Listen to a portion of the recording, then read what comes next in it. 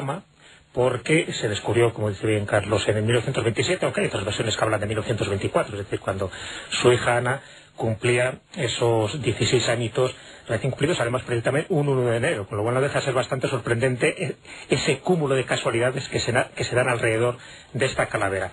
Pero bueno, como digo, en el año 1970 la familia Mitchell Hedges entrega pues el cráneo al laboratorio Hewlett Packard para su estudio, ¿no? Y bueno, vamos a ver qué se puede determinar.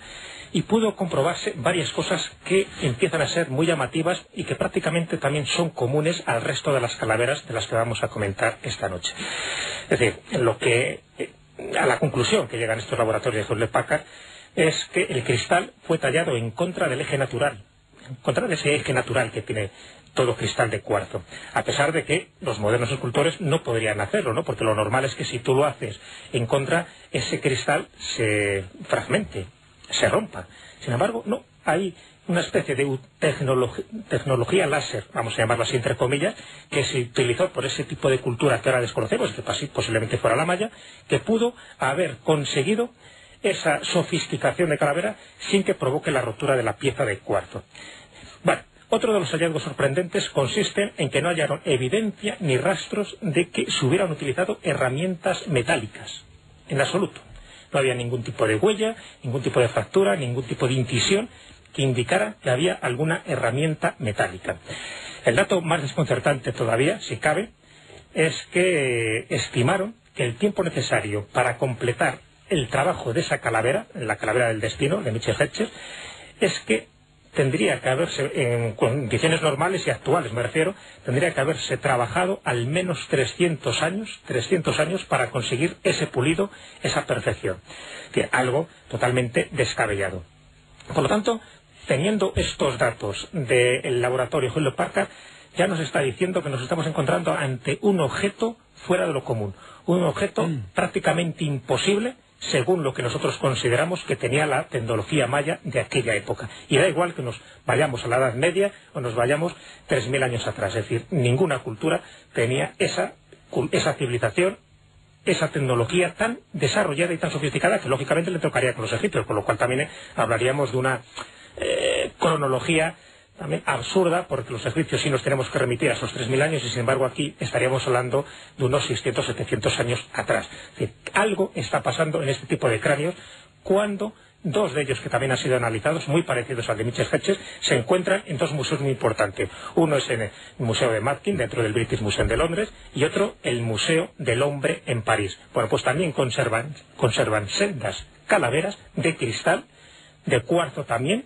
muy parecidas a la de Mitchell Hedges, pero con una característica: su mandíbula no es oscilante, su mandíbula no se puede quitar, es decir, lo cual está indicando un grado de tecnología muy superior a aquellas calaveras que son macizas. Recordamos, Carlos, que no son solo del ámbito de la procedencia maya estas calaveras. Sí, no necesariamente. De hecho, la del Museo Británico en concreto, esa la compré en 1898 en una subasta en Tiffany's, de Tiffany's por $120. Claro. O sea, le salió realmente barato. ¿Dónde se compran estas Y cosas? esta en concreto, aunque se supone que parece ser que su origen estaba en el botín de un mercenario que había actuado en Centroamérica, hay rumores de que podía proceder de parte del tesoro ilegal que sacaron algunos de los acompañantes de William Walker de Nicaragua en 1856-60. En cualquier caso, es mucho más sureña. Es decir, se sabe por el tipo de fabricación que probablemente provoca de alguna viene o procede de alguna zona muchísimo más al sur, lo cual tendría cierta relación con el análisis de la roca de la de Mitchell Hedges, que como he dicho anteriormente parece apuntar al nordeste de Brasil. En cualquier caso, sí que es muy curioso porque la del Museo Británico tuvo una leyenda desde el principio, y es que los cuidadores que la guardaban no querían, la tapaban siempre con un paño negro. Entonces, antes de que se produjera, bueno, de que la cogieran en el lugar que hoy mismo tiene, se planteó un problema, y el caso es que llegaron a preguntar que por qué lo hacían. Y los cuidadores afirmaron que no soportaban los reflejos que la luz generaba a través de los ojos de cristal vacíos, de las cuencas vacías de cristal de la calavera. La verdad es que son objetos francamente extraños. Respecto a las italianas, porque decías otros sitios, sí, efectivamente hay unas tres que se fabricaron en Italia con cristal de cuarzo a finales del siglo XV, pero, perdón, del siglo XIV, a principios del siglo XV, pero son algo más pequeñas, pesan muchísimo menos que la original de Honduras británica, y sobre todo parecen algo más toscas, si no tienen la perfección de líneas ni la definición que tienen sus congéneres centroamericanas. Por supuesto, además, en estas dos últimas, al menos en dos de ellas, existen claras pruebas de la utilización de elementos metálicos en su fabricación.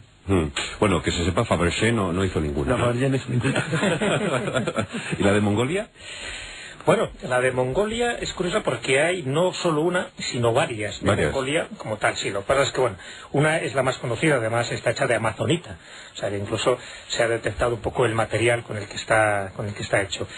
Pero se saben muy pocos datos, porque pasa, pues como ocurre con una que se llama Suitinger, que está tallada en amazonita, que fue descubierta pues hace 130 años más o menos por un arqueólogo chino, que tenemos el nombre, que es Zhong Fuhu, en el sureste de Mongolia.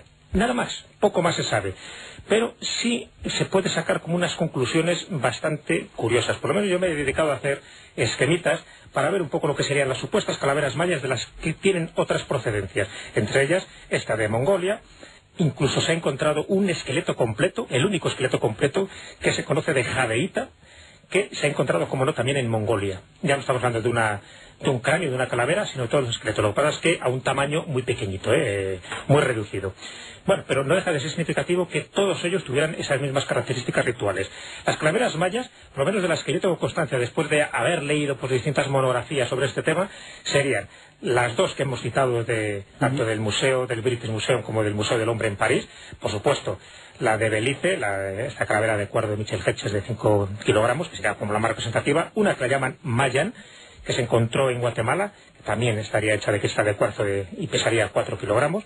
Otra que sería la llaman más, de cuarzo, que sería la más grande de todas. Estamos hablando de una calavera de 8 kilogramos, ahí aislada, con lo cual ya no estamos hablando de calaveras de tamaño natural.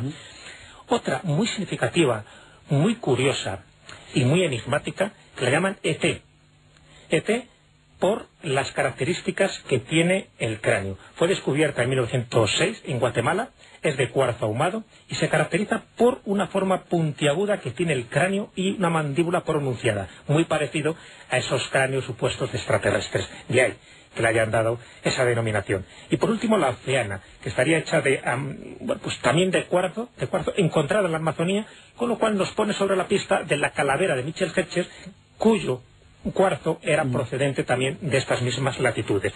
Así que todas estas serían las que de una forma o de otra tendrían una procedencia centroamericana, posiblemente maya, y que, como ves, no completarían las 13 de la leyenda para conseguir ese secreto, esa verdad revelada por parte de esa cultura maya. Pero, en definitiva, sí que estamos hablando de un misterio que está asociado a fenómenos sobrenaturales. Porque aunque no lo hemos comentado, sí decir un poco por encima que Frank Dorland, por ejemplo, un restaurador de arte que hizo varios experimentos con el cráneo de Michel Hedges, él confirma, para que es su palabra, se cree o no se cree, pero él confirma que haciendo estos experimentos parapsicológicos con la calavera, detectó un halo luminoso que circundó por varios minutos la calavera. Luego escucha unos sonidos muy agudos, parecidos a campanilleos, que llenan su casa con ese tipo de sonidos. Y otras veces, dice él, aparece dentro del cráneo unas luces o imágenes de otros cráneos, de montañas, de otros objetos, como si fueran hologramas dentro de esa calavera. Al igual que un olor muy característico proveniente del interior de la calavera. Bueno, estos datos que nos dice Frank Dorland han sido confirmados por videntes, por medios que han tenido cerca de sí o bien esta calavera, que sigue estando en propiedad de la familia Michel Hedges, o bien en calaveras parecidas. Es decir, están hablando de que son transmisores o catalizadores de energías sutiles, no controlables, pero que servirían para proyectar imágenes holográficas de secuencias, como de pasajes históricos, que los mayas, de alguna forma, con una tecnología que por supuesto desconocemos y que es pura ciencia ficción, hubieran conservado, hubieran metido dentro de esas calaveras y que solo podían ser activadas con la tecnología o con los conocimientos apropiados. Por cierto, y para acabar, quería decir que, por lo sorprendente que es que un antropólogo belga, Giovanni Morán, realizó un análisis de las dos principales calaveras, la del Museo Británico y de la de Michel Hedges, y llegó a una conclusión sorprendente. Llegó a la conclusión de que, aparte de la diferencia obvia de que la mandíbula de una es móvil y la otra no, que la primera, la de Hedges, presentaba un pulido muchísimo más perfecto, que ambas correspondían a un cráneo de mujer y que era el mismo. El mismo cráneo. Exacto.